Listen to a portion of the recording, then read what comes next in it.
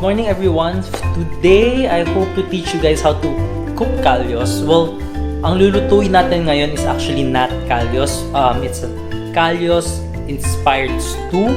The reason why I call it as a callos inspired stew is because nung nabili ko na lahat ng ingredients, na-realize ko, wala akong mabilihang tripe.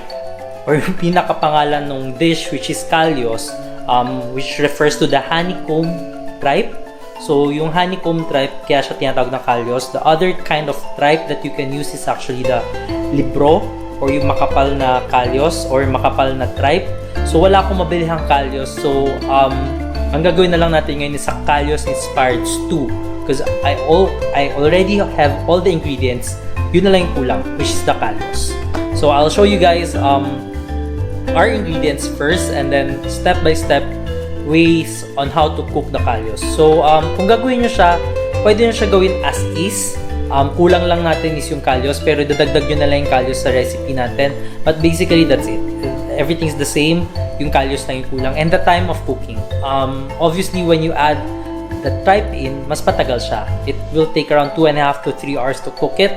Pero for now, since we're only using pata, it will only take around 1.5 hours. So there. For our ingredients, we start with our sofrito. Our sofrito is a little green just because I've added the ends dun sa bell pepper na gagamitin natin for garnish dun sa sofrito para hindi sayang. We're using 1 kilo of pata, 1 can of diced tomatoes, and then bell pepper for garnish, celery. You can opt to remove the celery pag ayaw nyo naman ng celery, bay leaf, leeks, chorizo, and I'm just adding pancetta in, pero okay lang na wala yung pancetta. The more important thing is the chorizo. Make sure to have a chorizo that is high in pimiento. We have here rehydrated pimiento dahil yung chorizo na bili ko is not too rich in pimiento flavor, so I'm adding more pimiento in. This is optional also. And then lastly, we have tomato paste. Our first step is adding our oil in. Again, I'm using bacon fat. And then we're adding our sofrito in.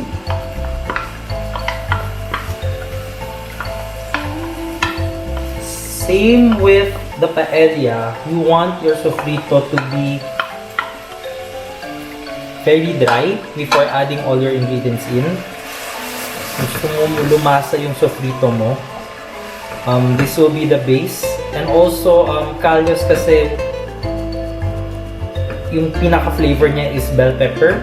So, I want the sofrito to be cooked very well before I add everything in.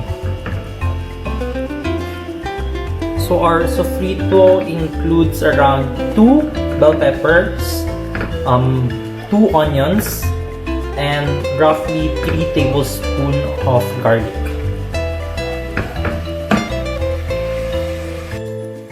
So now our sofrito is almost dry. We can add our tomato paste in.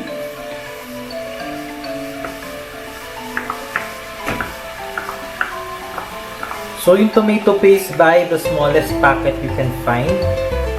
Para isang gamitan lang siya. I always have the smallest packet here. Pero ngayon sa isip ko medyo mahirap siya hanapin.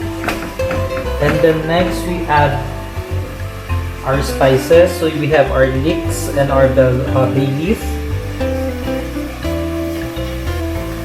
Those in the leeks is isang tangkay. Isang tangkay siya ng leeks. And then we can also add our chorizo and pancetta in. The pancetta is optional. The chorizo is very important for this dish. Now you see that our mixture is a little dry. Medyo nagmamantika na ulit siya. You can now add in our pork. Our pork, if you can see,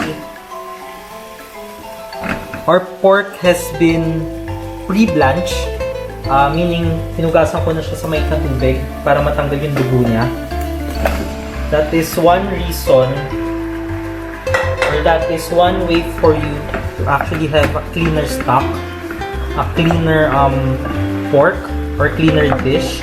Kasi yung dugo niya, pag sinama nyo sa luto, masyadong what do you call this? Masyadong malansa. It will be very malansa. So, I always remove it as much as I can, especially when cooking stews, stocks, or soups. Parati ko siya tinatanggal. So, I always parboil muna yung pork before I add it to the final dish. In French cooking, or in the traditional sense of cooking, yun yung ginagawa pag piniprito yung baboy muna. Most of the cooking sa French, piniprito muna yung baboy to seal off the meat, which is almost the same. Depende na lang sa usage nyo ng meat afterwards, pero it has the same effect.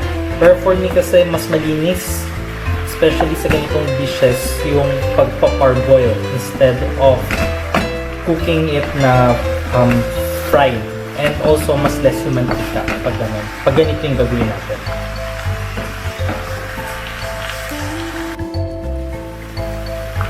Now we have the meat in. What we'll do next is deglaze our pan. We deglaze it with any light liqueur. For this, pwede naman yung red wine, pero I just want it to be clean, and yung color, I want it to be a little light. I don't want the tannins to be there. So for now, I'm using Johnny Walker again, the Scotch. Okay lang naman. It's only for the glazing. But for this pot, we're using a non-stick pot. This is a stone pot. Again, it will only add flavor. It will not really deglaze kasi wala naman dumikit sa pan natin. It will only be useful for flavor. So it will add more flavor and depth to our callos.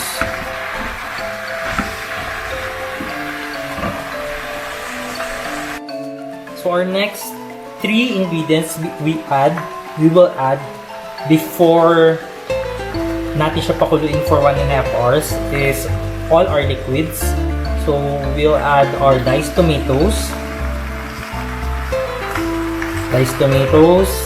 and then we have here our redehydrated pimenton.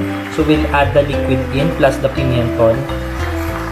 Pag kulang pa yung tubig, it should be around 3/4 up. Pag kulang pa yung tubig, you can add water. So it needs to be barely covered kasi bababa pa yan mamaya. So until ganyan lang, okay na yan. At this point, ang gagawin natin is antayin natin siya kumulo. After niya kumulo, hihinayin natin yung apoy. Once na mahina na yung apoy, that's the time we will count ng 1.5 hours. And then after middle way, magpapakita ko sa inyo, we'll add the celery in, some of the bay leaf, some of the some of the bell pepper, and then before we serve it, we will add all of the bell peppers in. So yun, ganun lang siya kadali. So halfway cooking, we can now add our celery in. The reason why we add the celery in halfway cooking is because we want to preserve the flavors. Pag sa simula natin siya nilagay, it will be too lanta na, so the flavor will be not too strong. And then half of or a third of our bell peppers para lang dumagdag sa lasa.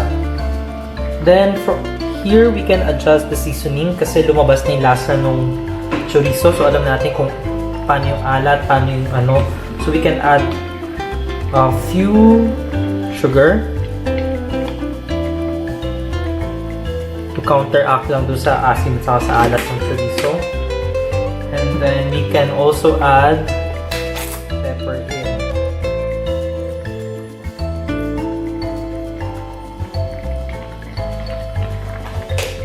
So we're done cooking now. It's time for us to see our final dish.